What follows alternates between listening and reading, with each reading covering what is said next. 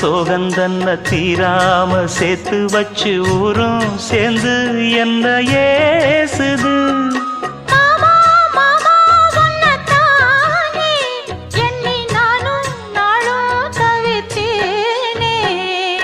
கூண்டுக்குள்ள என்ன வச்சு கூடி நின்ன ஊற விட்டு கூண்டுக்குள்ள போனதென்ன கோலக்கிளியே.